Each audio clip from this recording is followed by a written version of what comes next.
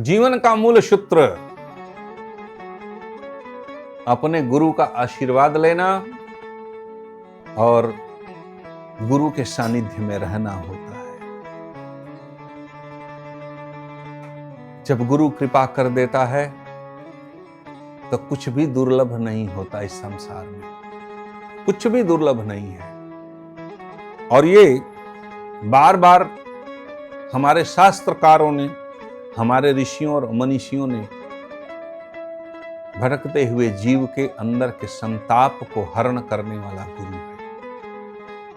जब छोटा बच्चा भूख से व्याकुल होकर के रोता है, तड़पता है, इधर उधर डोलता है, तो उसे लगता है कि मेरा कौन है, कहां है, किधर है। तो मां जब उसे अपने गोद में लेकर के रुधिर पान कराती है और उसके अंदर की जितनी भी अशांति का जो भाव होता है उसको अपने स्नेहमयी आंचल में रख करके और जब अपने पुत्र को सीने से लगाती है तो उसका सारा संताप दूर हो जाता है, सबका सब पूरा संताप दूर हो जाता है। ऐसा महिमा है, शास्त्र में वर्णित है। इसलिए माताओं के प्रति आदर भाव रखना और किसी भी प्रकार का उन्हें कष्ट न देना, यह पुत्र का दायित्व होता है। पुत्र धर्म का पालन होता है, क्योंकि पुत्र ही कष्ट देता है और पुत्र के लिए संसार में तड़प भी है। तो सुयोग्य बालक अगर बनना है, पता नहीं कितनी तपस्या करने के बाद तब प्राप्त होता है ये मानव का तन। इसलिए अपने तन से, मन से और कर्म वचन वाणी से कभी भी किसी को कष्ट न देना ही सनातन है, ये धर्म है। लेकिन सनातन आपको ये नहीं सिखाता है कि आप कायर की भांति जीवन जियो। सनातन आपको कायर बनने की बात नहीं कहा है। अगर ऐसी बात होती, हमारी जितनी देवियां हैं, जितनी हमारी माताएं हैं, दुर्गा माता से लेके काली माता से लेके सबके हाथों में अस्त्र शस्त्र है,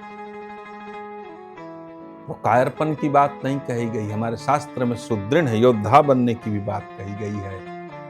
ये ऐसे भाव इसमें हमारे जितने भी देवता हैं, चाहे भगवान शिव हो, राम हो, कोई भी हो। आप देख लिए हनुमान जी के हाथों में गदा है,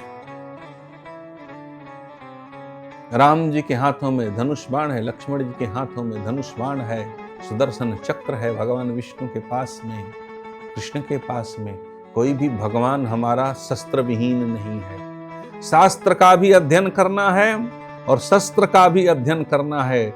आत्म स्वाभिमान होना चाहिए, आत्म तत्व का दर्शन भी करना है और साथ ही साथ अपने राष्ट्र का, अपने देश का रक्षा भी करना है। यह सीख हमारे प्रभु श्री राम से लेनी है, कृष्ण से लेना है। और इतने नहीं, संसार में आने के बाद में रक्षा करना भी धर्म है। धर्मो रक्षति रक्षितः, ऐसा कहा गया है। बोला धर्म क्या है? प्रश्न लोग पूछते हैं कि धर्म क्या है। शास्त्र ने बताया कि धारयतीत इति धर्म, जिसे धारण किया जाए ना वही धर्म है। इसलिए हमारे जुआन भाई बहनों, आप एक बात खोल के सुन लो कि चाहे कुछ भी करो लेकिन अपने शास्त्र के साथ चलो। ये आज यंत्र संयंत्र का जमाना है, उसका उपयोग करो। ये यंत्र संयंत्र भी हमारे इसी सनातन से निकल करके आया, हमारे शास्त्रों से ही निकला है, वेद उपनिषदों से निकला है।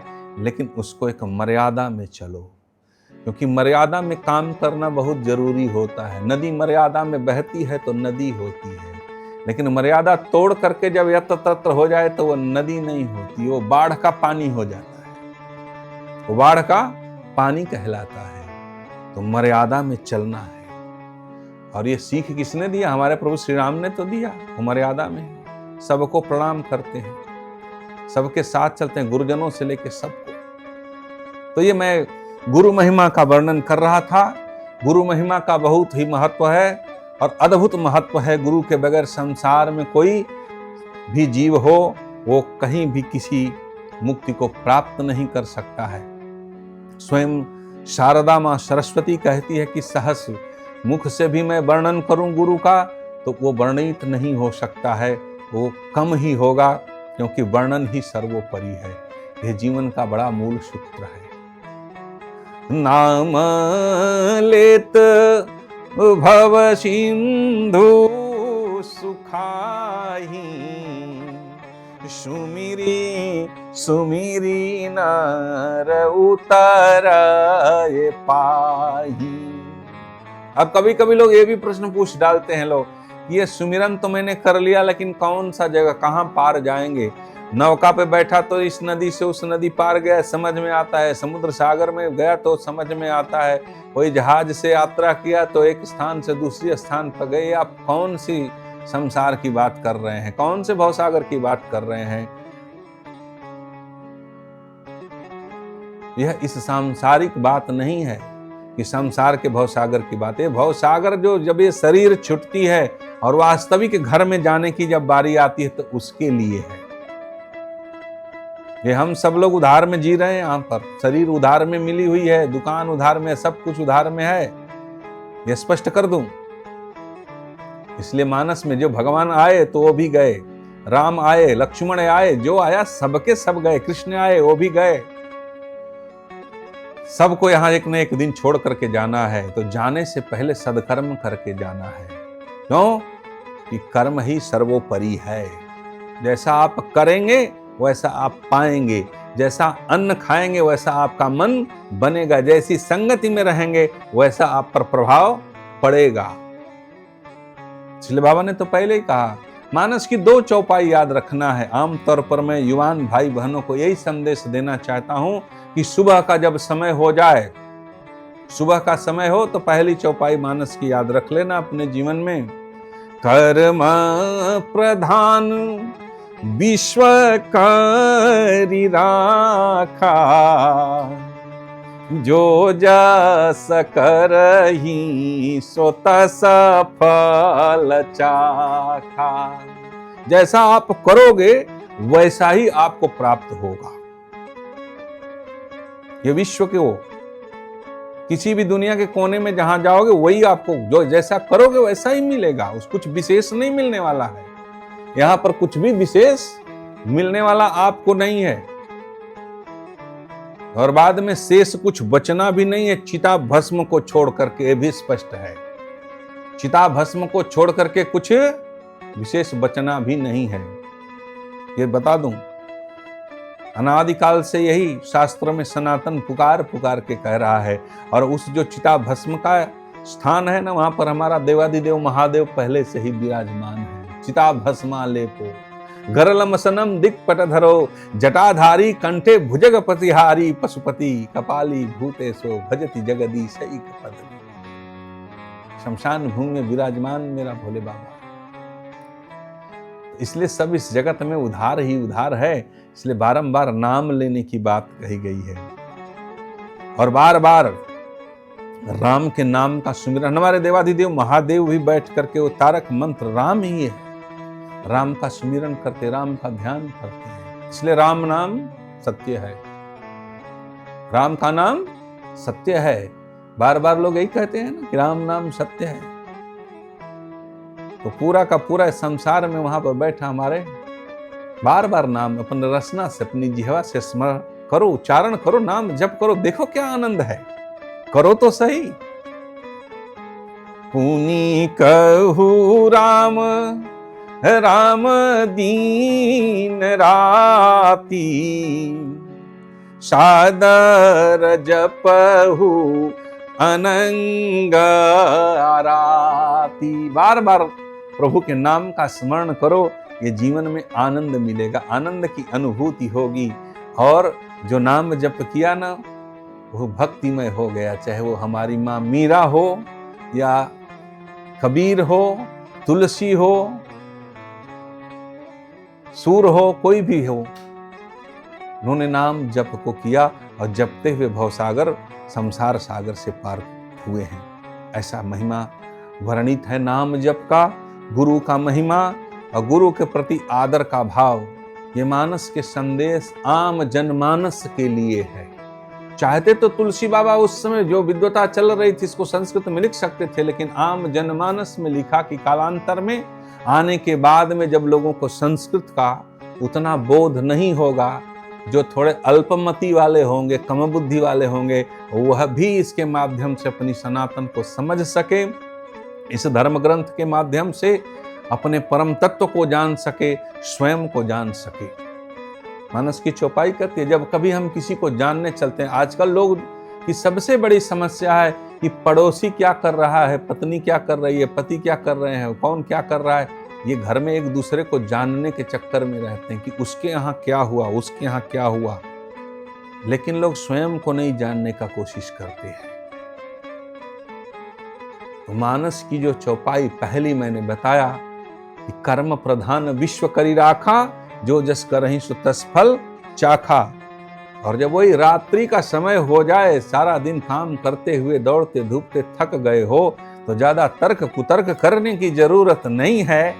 और वहां पर आपको क्या करना है, रात का समय हो जाए तो तुलसी बाबा की इस मानस की चौपाई को भी याद करके रख लेना कि होई है सोई जो है राम रचि राखा, होई है सोई जो है राम रचि राखा, को करि तर्क बढ़ावहि शाखा। तर्क करने की जरूरत नहीं, पर तर्क करना भी जरूरत है। जो भगवान ने लिख करके भेजा है आपको, होना तो उतना है, ये ध्रुव सत्य है। चाहे आपको अभी समझ में आए, कल समझ में आए या जब समझ में आए, होना उतना ही है जितना परमात्मा ने तय करके आपको भेज दिया है। कारण मतलब पहले बनती है आपकी कौन सी, मतलब तकदीर, फिर बाद में बनता है ये शरीर। ये प्रभु की कारीगरी है। अब प्रभु की बनाई हुई कारीगरी पर, प्रभु की बनाई हुई मूर्त पर, प्रभु के लिखे हुए संविधान पर अगर कोई अपना संविधान थोपना चाहता है और सोचता है कि हम अपने संविधान के अनुसार चलें, तो ये तभी संभव है जब वो मीरा की तरह भक्त हो, कबीर की तरह हो, सूर की तरह हो। भक्ति मार्ग का व्यक्ति उन्हें प्राप्त कर सकता है, उनके बनाए हुए संविधान में अपना स्थान रख सकता है। लेकिन ये संसार के वासियों जो सांसारिक संविधान बनाए हो, जिसमें रोज नित्य प्रतिदिन उसमें क्या करते रहते हैं लोग, अमेंडमेंट में परिवर्तन, चेंज करते जा रहे हैं लोग बार बार। ये संसार का संविधान है, लेकिन हमारी सनातन की संस्कृति जो बोलती है और कहती है, वो परम तत्व का संविधान है। वो न कभी चेंज हुआ था, न चेंज होने वाला है, न उसे कोई चेंज कर सकता है। वो शाश्वत है, सत्य है, निरंतर है और चिरंतन है। वो कभी दूर होने वाला नहीं है, न कभी उसे कोई समाप्त कर सकता है। समाप्त का तो सोचना भी नहीं। चाहे जितना संसार में आकर के तरह तरह की कुचक्रगामी पद्धतियों को अपना करके यत्र तत्र बोल लो, कुछ भी कर लो, लेकिन हमारे सनातन का संविधान कभी नहीं चेंज हुआ, न कभी वो परम तत्व का संविधान चेंज हुआ। क्योंकि वो सब लोगों ने मिल करके आदि शक्ति परम्बा भगवती जगदम्बा का वो प्रसाद है, उसका रूप है, ये वो संविधान है। और यहाँ तो आप लोग देख रहे हो, संसार में जितने नित्य प्रतिदिन आए हुए राजनेताओं से लेकर के तमाम लोग नित्य प्रतिदिन उसमें कुछ न कुछ चेंज करते रहते हैं। वो एक दूसरे पर आरोप प्रत्यारोप करते हैं, लेकिन सनातन की संस्कृति आरोप नहीं लगाती, प्रत्यारोप नहीं लगाती, वो सबको एक राह देती है। समदृष्टा, समभाव और सबके हित की बात करती है।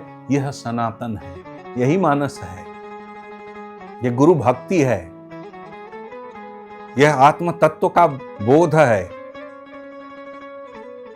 जो रक्तपात करने वाले व्यक्ति हैं वो सोच रहे हैं कि मुझे उसमें आनंद आ रहा है, नहीं हो सकता।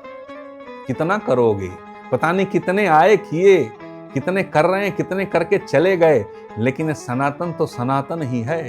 इसमें कहां से परिवर्तन आया? न पहले आया था, न अब आया, न कोई से परिवर्तन कर सकता है, क्योंकि वो शाश्वत है, सत्य है, निरंतर है, चिरंतन है और आम जनमानस में है। विश्व के मानस पटल पर अगर संस्कृति कोई चलती है, चाहे वो किसी रूप में हो, भले उसका नया नया नामकरण करके रूप कोई स्वरूप कोई बना ले, लेकिन सब में अगर समाहित कुछ है तो वो सनातन सत्य है। प्रभु श्री राम की मर्यादा है, कृष्ण की कूटनीति है, शिव का संहारक रूप है, शिव का कल्याण तत्व रूप है, आदि शक्ति भगवती जगदम्बा मां पार्वती की तपस्या है, और आतताइयों को समाप्त करने के लिए जगत जननी जगदम्बा मां दुर्गा का स्वरूप है, काली का स्वरूप है। इसलिए अपनी संस्कृति को, अपने आप को पहचानिए कि हम कौन हैं, हम किनके पुत्र हैं, कौन सी आदि शक्ति परम्बा भगवती जगदम्बा ने हमें इस जन्म दे के संसार में भेजा, उस मां को तो पहले पहचानो। और जिस दिन ये बोध हो जाएगा, आपको भटकने की जरूरत नहीं है, न टेंशन में जीने की जरूरत है। आप जब जब भटकेंगे, राह भटक जाने के बाद ही परेशानियां हैं, लेकिन जब गुरु बताए तो उस मार्ग का अनुकरण करके चलिए तो आपका जीवन साकार और सुंदर हो जाएगा। इसलिए सनातन है, इसलिए ये मानस है। मानस पुण्य हो ही नहीं पापा। जिसका पवित्र मानस हो गया है उससे कभी पाप नहीं हो सकता है, पाप हो ही नहीं सकता। ये कहने मात्र का है कि उसने पाप कर्म किया। हमारे यहाँ पाप और पुण्य की भी परिभाषा नहीं है। सनातन को वास्तविक समझने वाले व्यक्ति एक ऐसे क्षण आते हैं जब परमात्मा चिंतन में साधक और जीव विलीन हो जाता है, तो न वहां कोई पाप रह जाता, न कोई पुण्य रह जाता, न कोई धर्म रह जाता है। वो सर्व विष्णुमयम जगत बंदे कृष्णम जगत गुरु की परिभाषा हो जाती हो। आदि शक्ति परम्बा भगवती जगदम्बा के अलौकिक प्रकाश से प्रकाशित होने लगता है, और जीव और शिव में कोई भेद नहीं रह जाता है। वो शिवोहम के भाव में चला जाता है। प्रेम से बोलिए जगत जननी जगदम्बा की। ऐसा भाव होता है। हम नित्य प्रतिदिन शिवाला दर्शन करने जाते हैं, हमारी सनातन की संस्कृति है। इसलिए नाम जप को महत्व दिया गया है। नाम और ईश्वर का वो निराकार भी है, साकार भी है, शाश्वत भी है। उसमें अपने आप को समर्पित करके चलिए और बार बार अपने रसना से राम का नाम लेते रहिए। पुनि कहु राम राम दीन राती, पुनि कहु राम राम दीन राती, सादर जपहु अनंग आरती। हमेशा सादर भाव से नाम लेते हुए प्रभु का चिंतन करें तो आपका जीवन बहुत ही आनंदमय हो जाएगा। ये सभी लोगों को करना चाहिए, अपने घर में, अपने बच्चों में, स्वयं में, अपने आप में, अपने मानस पटल पर बार बार प्रभु का नाम लेते रहने से आपका जीवन साकार और धन्य हो जाएगा। यही मानस का संदेश है। प्रेम से बोलिए राजा रामचंद्र भगवान की।